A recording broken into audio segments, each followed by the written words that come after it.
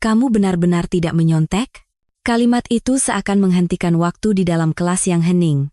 Pak Budi, guru yang sedang membagikan kertas ujian, berhenti tepat di depan mejaku. 30 pasang mata siswa serentak menoleh, tatapan mereka menusukku seperti anak panah. Anissa, panggil Pak Budi perlahan. Saya benar-benar penasaran bagaimana kamu bisa mendapatkan nilai seperti ini. Di atas meja, kertas ujianku tergeletak dengan angka 100 tertulis tebal memakai spidol merah. Namun, yang lebih menusuk dari angka itu adalah ekspresi orang-orang yang melihatnya. Kamu bilang kamu mengerjakan ujian ini tanpa kalkulator, kan?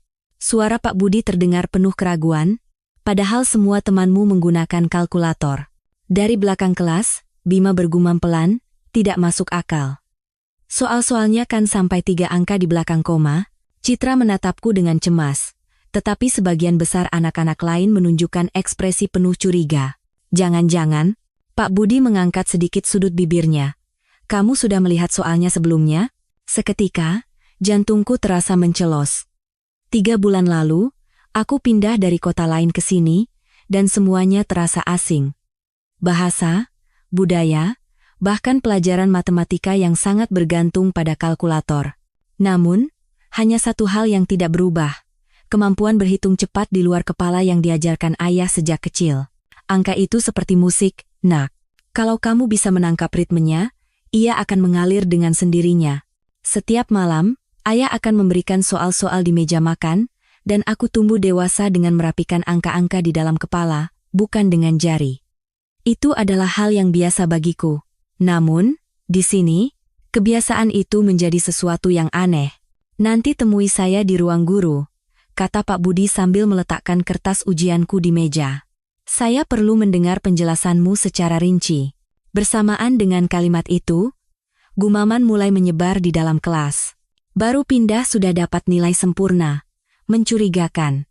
Tidak mungkin tanpa kalkulator, kan? Dia pasti melihat kunci jawaban di suatu tempat. Bisikan Rina dari bangku belakang menusuk telingaku. Anak pindahan dari kota besar memang, katanya pintar matematika. Tapi ini keterlaluan. Berbeda dengan sinar matahari hangat di luar jendela, hatiku semakin membeku. Apakah seperti ini rasanya ketika kebanggaan menjadi sebuah kesalahan? Aku merasa sesak napas, seolah bukan jawabanku yang salah, melainkan keberadaanku. Setelah pelajaran selesai, saat aku keluar kelas, Citra mendekatiku dengan diam. Nisa, kamu tidak apa-apa?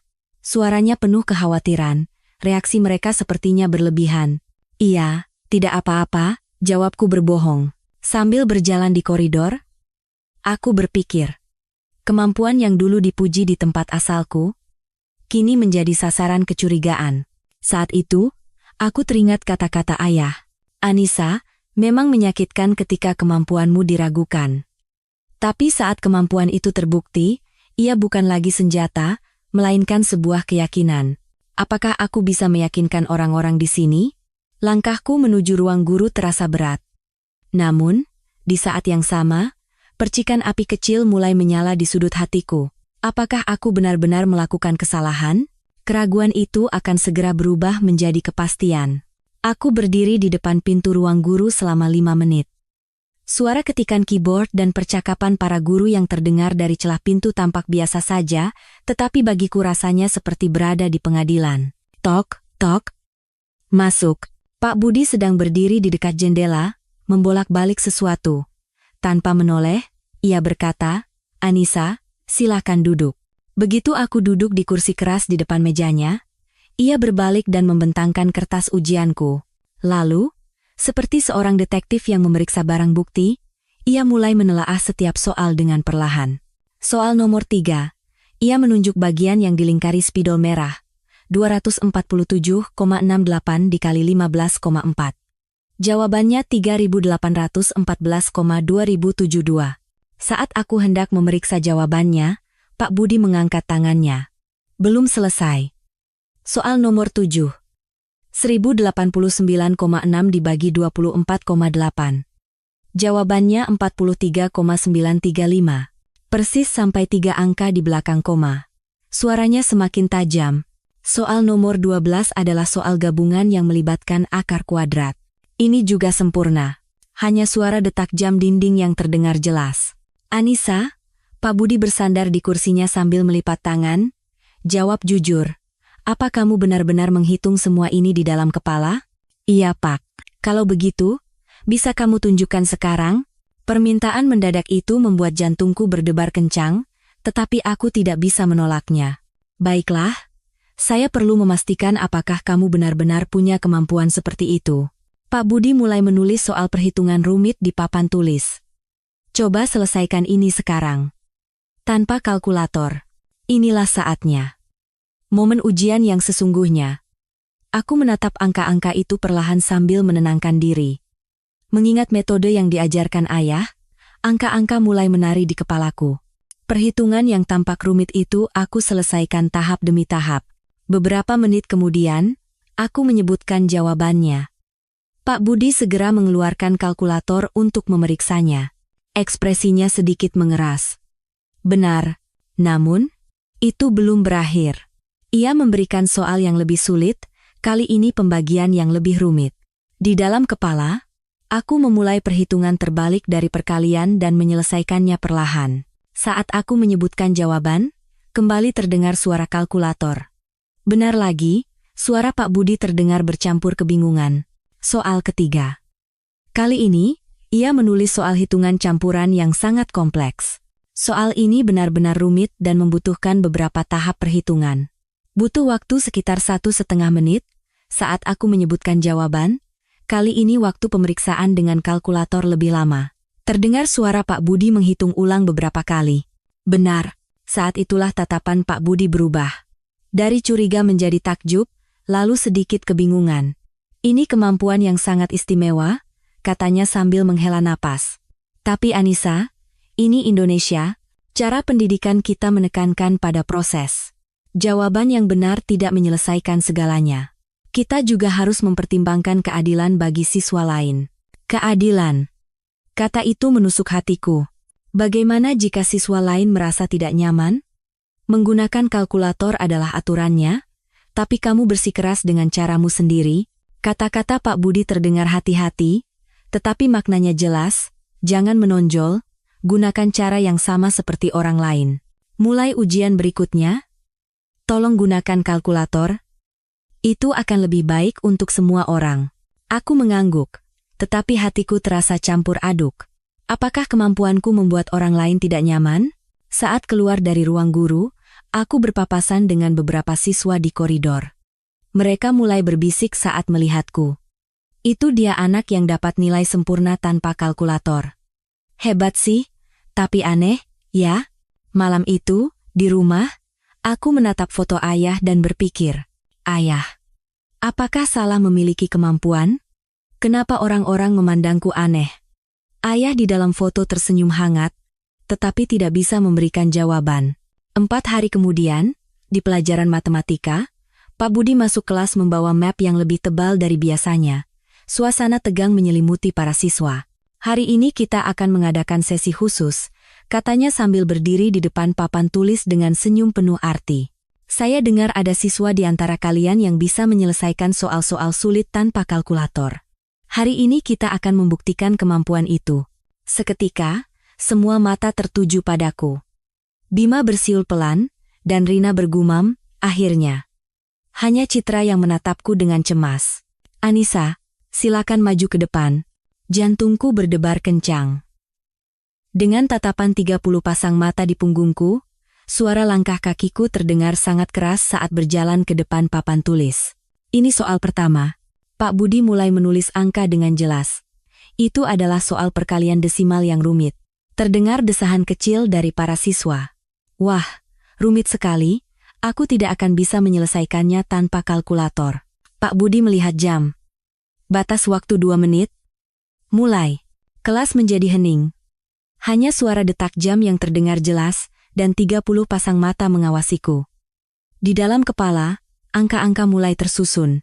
Perlahan tapi pasti, sesuai metode yang diajarkan ayah, aku menemukan pola dalam perhitungan yang tampak rumit itu dan menyelesaikannya satu persatu. 1 menit 45 detik kemudian, aku menyebutkan jawabannya. Pak Budi memeriksa dengan kalkulator. Setelah hening beberapa detik, Ia berkata. Benar. Tepuk tangan terdengar dari belakang kelas, tetapi bersamaan dengan itu, terdengar juga bisikan ragu. Jangan-jangan cuma beruntung? Sekali bisa saja kebetulan, Bima mengangkat tangan. Pak, tolong beri satu soal lagi. Kita perlu memastikan apakah itu kemampuan sungguhan. Pak Budi mengangguk dan menulis soal kedua, pembagian yang lebih rumit. Kali ini, hitung sampai 2 angka di belakang koma dengan tepat. Gumaman siswa semakin keras. Ini benar-benar sulit. Kalau aku, menyerah tanpa kalkulator. Aku menarik napas dalam-dalam dan memulai perhitungan terbalik di kepala. Butuh waktu lebih lama, tetapi aku menyelesaikannya perlahan. 2 menit 10 detik kemudian, aku menyebutkan jawabannya. Kali ini, Pak Budi memeriksanya 2 kali. Benar lagi, kali ini, reaksi kelas berbeda. Citra bertepuk tangan dengan keras, diikuti oleh beberapa siswa lain. Namun, tatapan curiga masih ada. Bagaimana dengan soal ketiga? Tiba-tiba Jason berteriak, kalau memang hebat, dia pasti bisa melakukannya berturut-turut, kan? Setelah ragu sejenak, Pak Budi menulis soal yang lebih kompleks. Hitungan campuran yang melibatkan penjumlahan, perkalian, dan pembagian. Desahan kagum terdengar dari para siswa, aku bahkan bisa bingung mengerjakannya dengan kalkulator. Namun, aku sudah siap, soal-soal yang diberikan ayah setiap malam jauh lebih sulit dari ini. Aku membaginya menjadi beberapa tahap dan menghitungnya perlahan. 3 menit kemudian, aku menyebutkan jawabannya. Kali ini, waktu Pak Budi menghitung dengan kalkulator lebih lama, terdengar suara ia menghitung ulang beberapa kali, luar biasa. Benar lagi, saat itu, suasana kelas berubah total. Keraguan menjadi kekaguman, ketidakpercayaan menjadi rasa hormat. Hebat sekali. Bagaimana bisa dia menghitung seperti itu di dalam kepala? Jenius. Citra berdiri dan bertepuk tangan, diikuti oleh siswa lain satu persatu. Bahkan Bima mengangguk dan ikut bertepuk tangan. Aku akui, itu kemampuan yang nyata. Pak Budi pun berkata dengan ekspresi puas, sangat mengesankan, Anissa. Seperti yang kalian lihat, terkadang metode tradisional bisa menghasilkan sesuatu yang luar biasa. Setelah pelajaran selesai, Pak Budi memanggilku dengan tenang. Anissa, ada yang ingin saya bicarakan. Kali ini, perasaannya berbeda. Bukan tatapan curiga, melainkan ekspresi seolah ingin menawarkan sesuatu. Di ruang guru, ia memberiku sebuah brosur berwarna-warni. Akhir pekan ini, ada acara besar di tingkat kabupaten. Gebiar Matematika Kabupaten pertama, di brosur dengan desain meriah itu, tertulis slogan, Perang Otak Para Jenius, Olimpiade Matematika Para Ahli Hitung. Sekolah kita akan mengirimkan perwakilan, 3 orang, lanjut Pak Budi dengan senyum penuh arti. Tentu saja, saya ingin memasukkanmu. Terutama karena saya ingin kamu menunjukkan kemampuan istimewamu itu kepada lebih banyak orang. Kemampuan istimewa. Entah kenapa, kata-kata itu terdengar aneh. Apakah itu pujian? Atau masih dianggap sebagai sesuatu yang tidak biasa? Sebagian besar peserta adalah siswa peringkat atas dari bimbingan belajar matematika ternama di kabupaten ini. Benar-benar ajang berkumpulnya anak-anak jago matematika, jelas Pak Budi sambil menunjuk tulisan kecil di brosur. Juara tahun lalu adalah siswa dari SMA Sains Unggulan, dan juara kedua dari kelas khusus matematika SMA Harapan Bangsa. Mereka semua hebat. Mendengar itu, aku tiba-tiba merasa terbebani. Apakah saya harus ikut? Pak, begini, kata Pak Budi hati-hati. Jujur saja, sulit bagi sekolah kita untuk berharap menang. Ada perbedaan level yang cukup jauh dibandingkan sekolah lain. Tapi, akan sangat berarti jika Anissa bisa menunjukkan cara uniknya itu, kemampuan berhitung cepatmu. Orang-orang pasti akan takjub. Takjub. Kata itu menusuk hatiku, seolah aku akan menjadi tontonan. Tentu saja. Jangan berharap terlalu banyak. Lawannya sangat kuat. Mencapai peringkat tengah saja sudah merupakan prestasi bagi sekolah kita. Saat itu, perasaan panas muncul dari dalam perutku. Apakah ini kemarahan, harga diri, atau keinginan untuk membuktikan sesuatu? Pak, suaraku lebih tegas dari biasanya. Saya mau ikut, benarkah? Tidak akan menjadi beban? Aku ragu sejenak, lalu memberanikan diri. Saya ingin ikut tanpa kalkulator. Mata Pak Budi membelalak. Tanpa kalkulator? Anissa. Semua peserta lain akan menggunakan kalkulator canggih. Tidak apa-apa. Pak, ini cara yang biasa saya lakukan. Kata-kata itu murni keluar dari harga diri. Pernyataan bahwa peringkat tengah saja sudah prestasi dan orang-orang akan takjub telah memprovokasiku. Kamu yakin? Iya. Saya ingin melakukannya dengan cara saya sendiri. Setelah berpikir sejenak, Pak Budi mengangguk. Baiklah. Akan saya tulis di formulir pendaftaran sebagai peserta berhitung cepat. Tapi sungguh, jangan merasa terbebani. Anggap saja ini sebagai pengalaman. Saat keluar dari ruang guru, aku berpikir, apa yang baru saja aku lakukan? Namun, jauh di lubuk hati, sebuah suara kecil terdengar. Kali ini, buktikan siapa dirimu sebenarnya. 2 hari menjelang kompetisi, aku duduk di meja belajar, tetapi tidak bisa berkonsentrasi. Pikiranku terlalu kalut. Kenapa aku bilang akan ikut tanpa kalkulator?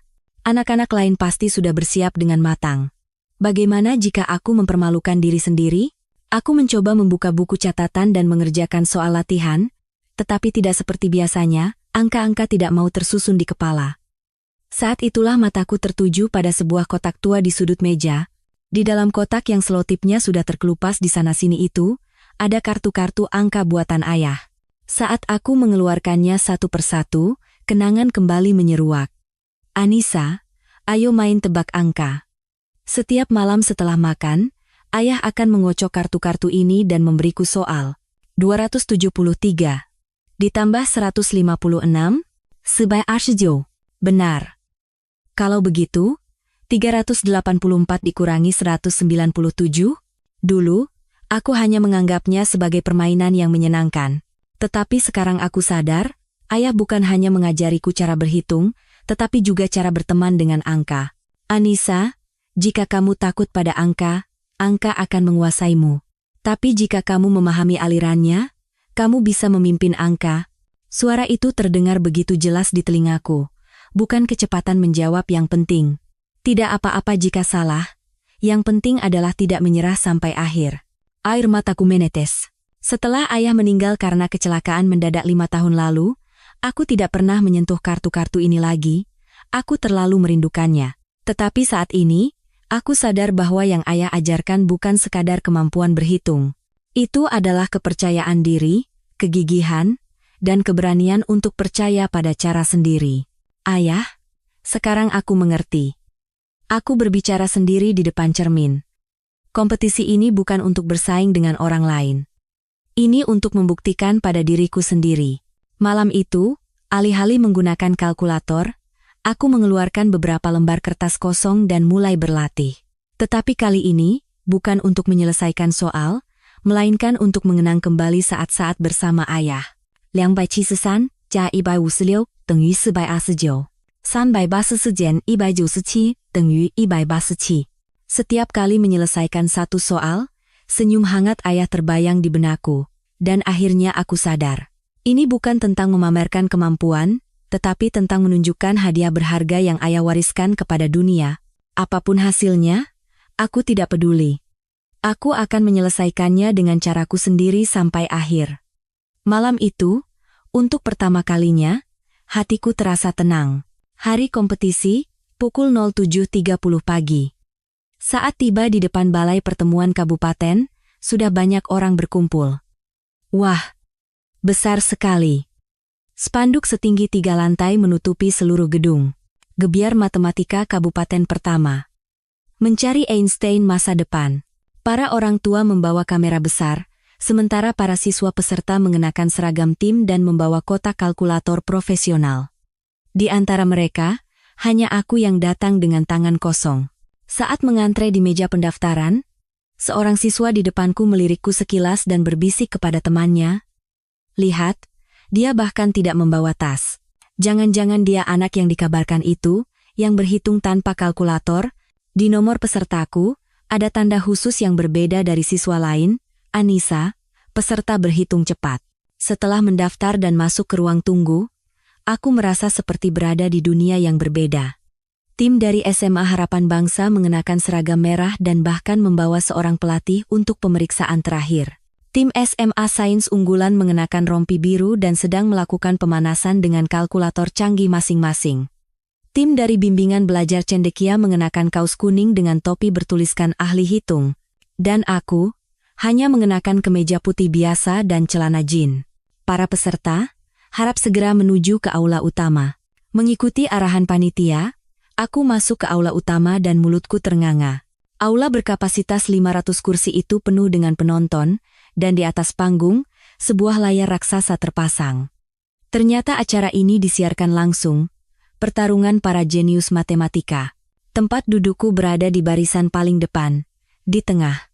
Dan hanya di mejaku, ada papan nama khusus, penantang berhitung cepat. Siswa pemberani yang menantang tanpa kalkulator. Begitu aku duduk, peserta di sekitarku menatapku dengan aneh. "Kamu benar-benar tidak pakai kalkulator?" Tanya siswa dari SMA Sains Unggulan di sebelahku. "Iya." "Wah, berani sekali." "Kalau aku, tidak akan pernah berani." Dari belakang, siswa-siswa SMA Harapan Bangsa berbisik, "Jadi itu anak yang dikabarkan itu. Tapi apa bisa berhasil di sini? Soal-soal kita levelnya berbeda." Pembawa acara naik ke atas panggung. "Selamat pagi, hadirin sekalian. Selamat datang di Gebiar Matematika Kabupaten Pertama." Tepuk tangan membahana dan kilatan kamera menyambar. Hari ini, ada seorang peserta yang patut mendapat perhatian khusus. Anissa dari SMA Tunas Bangsa, yang akan menantang tanpa kalkulator. Tiba-tiba, lampu sorot menyorotku. Gumaman terdengar dari kursi penonton, dan kamera mengarah padaku. Wajahku terasa panas. Tetapi saat itu, dari salah satu sudut penonton, terdengar suara yang kukenal. "Anissa, semangat." Itu Citra. Dia datang bersama Pak Budi untuk memberiku semangat. Seketika, keteganganku sedikit mereda. "Benar, aku tidak sendirian." "Baiklah. Soal akan segera dibagikan." Panitia mulai meletakkan lembar soal di setiap meja. Peserta lain menyalakan kalkulator, memeriksa baterai cadangan, dan merapikan kertas buram. Aku hanya memegang sebatang pensil. Selesaikan 20 soal dalam waktu 30 menit. Mulai, saat aku membuka lembar soal, aku terkejut. Apa ini benar-benar level SMA? Soal pertama saja sudah jauh lebih sulit dari yang kubayangkan. Perhitungan rumit yang saling terkait dalam beberapa tahap. Di sekitarku, suara tombol kalkulator sudah terdengar cepat. Tak, tak, tak. Seperti suara mesin tik. Namun, aku dengan tenang membaca soal pertama dan mulai menyusun angka-angka di kepala. Tenang. Seperti yang ayah ajarkan. Tetapi setelah 5 menit berlalu, aku belum juga menyelesaikan soal pertama. Sementara di sebelahku, sudah terdengar suara orang yang mengerjakan soal ketiga. Jangan-jangan aku gagal karena kehabisan waktu?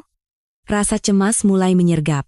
Tetapi saat itu, suara ayah terdengar. "Anissa, tidak apa-apa jika lebih lambat dari yang lain. Yang penting, selesaikan satu persatu dengan tepat." Aku menarik napas dalam-dalam dan kembali fokus. 20 menit berlalu, peserta lain sudah menyelesaikan sebagian besar soal, dan suara kalkulator semakin cepat. Aku baru menyelesaikan 12 soal, jauh lebih lambat dari biasanya. Tingkat kesulitan soal benar-benar di luar dugaan, tetapi aku tidak bisa menyerah. Aku menyelesaikannya satu persatu. Angka-angka yang rumit saling terkait di kepala, tetapi aku menyusunnya secara berurutan seperti yang ayah ajarkan. Waktu tersisa 10 menit.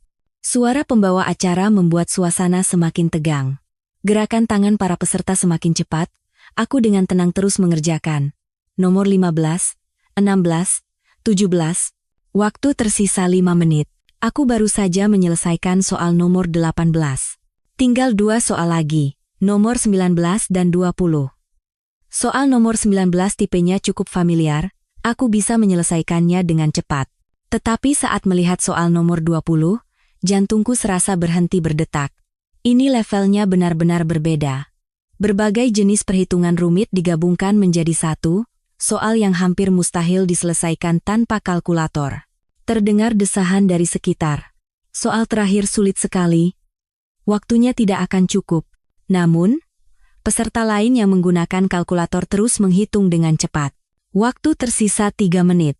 Ini benar-benar kesempatan terakhir.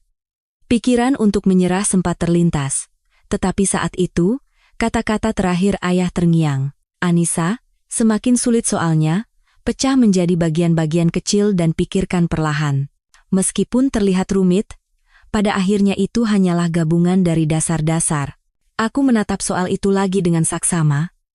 Aku mulai memecahnya menjadi bagian-bagian kecil. Terlihat rumit, tetapi pada dasarnya adalah gabungan dari perhitungan dasar yang aku kuasai. Waktu tersisa 1 menit. 1 menit terakhir. Segalanya bergantung pada perhitungan ini, perhitungan rumit berputar di kepalaku. Angka-angka mulai tersusun dengan cepat. Waktu habis. Letakkan pensil Anda. Aku menuliskan jawaban di detik-detik terakhir. Apakah benar? Suasana menjadi hening, dan penilaian dimulai.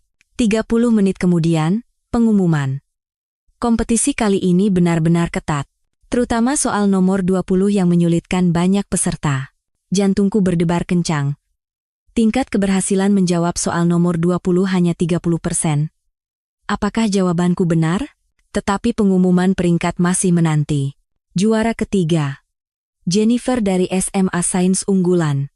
Dengan 18 soal benar. Tepuk tangan membahana. Juara kedua. Markus dari SMA Harapan Bangsa. Dengan 19 soal benar. Tepuk tangan lagi. Dan juara pertama. Jantungku serasa berhenti berdetak. Dengan 20 soal benar sempurna. Anissa dari SMA Tunas Bangsa. Saat itu, waktu seakan berhenti.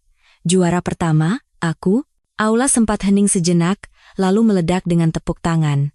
Tetapi kali ini berbeda, bukan tepuk tangan ragu, melainkan tepuk tangan penuh kekaguman tulus. Luar biasa. Bisa menyelesaikan semua soal itu tanpa kalkulator, benar-benar jenius. Dari kursi penonton, Citra berteriak, Anissa, kamu yang terbaik. Pak Budi juga berdiri, dan bertepuk tangan. Wajahnya menunjukkan keterkejutan sekaligus kebanggaan. Saat berjalan ke atas panggung, tatapan peserta lain benar-benar berubah. Jennifer dari SMA Sains Unggulan berkata, aku sangat hormat padamu, bagaimana bisa kamu melakukan perhitungan seperti itu hanya di dalam kepala? Markus dari SMA Harapan Bangsa juga mengangguk dan berkata, aku akui, itu kemampuan yang nyata. Di atas panggung, saat menerima piala, aku diberi mikrofon. Diminta untuk memberikan beberapa kata sambutan, 500 pasang mata menatapku. Tetapi kali ini, aku tidak takut. Alasan saya tidak menggunakan kalkulator bukan karena ingin terlihat istimewa. Aula menjadi hening. Itu adalah cara yang ayah saya ajarkan sejak kecil. Cara untuk berteman dengan angka. Suaraku sedikit bergetar, tetapi aku terus berbicara. Awalnya, saya khawatir orang-orang akan menganggap saya aneh. Tetapi hari ini saya sadar, menjadi berbeda bukan berarti salah. Tepuk tangan meledak. Setiap orang punya caranya masing-masing, dan yang terpenting adalah percaya pada cara itu dan melakukannya sampai akhir. Tepuk tangan yang lebih besar bergema. Saat turun dari panggung dan berjalan ke ruang tunggu, banyak orang menyalamiku. Penampilan yang luar biasa. Bagaimana caramu belajar? Lain kali harus ikut lagi, ya, Senin berikutnya. Koridor sekolah masih ramai dengan tawa siswa, tetapi ada sesuatu yang jelas berbeda. Bisikan-bisikan yang terdengar setiap kali aku lewat. Itu dia anak yang juara pertama di kompetisi itu. Katanya menyelesaikan semua soal dengan sempurna tanpa kalkulator. Hebat sekali. Kali ini, bukan tatapan negatif, melainkan tatapan penuh hormat. Pada pelajaran matematika pertama, sebelum memulai pelajaran, Pak Budi berkata, seperti yang sudah kalian dengar, teman sekelas kita, Anissa, berhasil menjadi juara pertama dalam kompetisi matematika tingkat kabupaten. Tepuk tangan meledak. Terutama, keberhasilannya menyelesaikan semua soal dengan sempurna tanpa kalkulator adalah hal yang luar biasa. Pak Budi menatapku dan tersenyum. Senyum tulus yang pertama kali kulihat. Yang Anissa tunjukkan bukan sekadar kemampuan, tetapi keberanian untuk percaya pada caranya sendiri sampai akhir. Kalian semua pasti punya bakat istimewa masing-masing. Jangan malu, dan kembangkanlah dengan percaya diri. Setelah pelajaran selesai, Bima mendekatiku. Nisa, maaf ya. Awalnya aku meragukanmu. Tidak apa-apa. Tapi aku benar-benar penasaran, bagaimana caramu menghitung secepat itu? Aku tersenyum dan menjawab, latihan. Dan berteman dengan angka. Saat makan siang, Citra memberikan usulan menarik. Nisa, bagaimana kalau kita membuat klub matematika? Kamu yang mengajar anak-anak lain? Aku mengajar? Iya. Berbagi caramu yang istimewa itu, pasti banyak anak yang tertarik. Setelah dipikir-pikir, itu bukan ide yang buruk. Aku duduk di dekat jendela dan menatap keluar. Sinar matahari yang hangat menerangi kelas, dan dedaunan bergoyang alami ditiup angin. Semua itu seolah mencerminkan hatiku, tenang, alami, dan percaya diri. Sore itu, di rumah, aku menatap foto ayah. Ayah, aku berhasil. Ayah di dalam foto masih tersenyum hangat. Sekarang aku tahu, yang ayah ajarkan bukan sekadar metode berhitung. Itu adalah cara untuk percaya pada diri sendiri, keberanian untuk tidak takut pada pandangan orang lain, dan hati yang tidak pernah menyerah. Piala di atas meja belajar berkilauan terkena sinar matahari senja. Tetapi yang lebih bersinar adalah kepercayaan diri yang telah berakar di dalam hatiku. Ini baru permulaan. Suara itu pelan, tetapi terdengar jelas. Sebuah janji untuk tantangan baru. Orang bilang, menjadi berbeda itu salah. Tetapi sekarang aku tahu, terkadang, menjadi berbeda adalah cara untuk menjadi diri sendiri yang paling sejati. Jangan pernah malu dengan keistimewaanmu. Karena itulah yang membuatmu bersinar.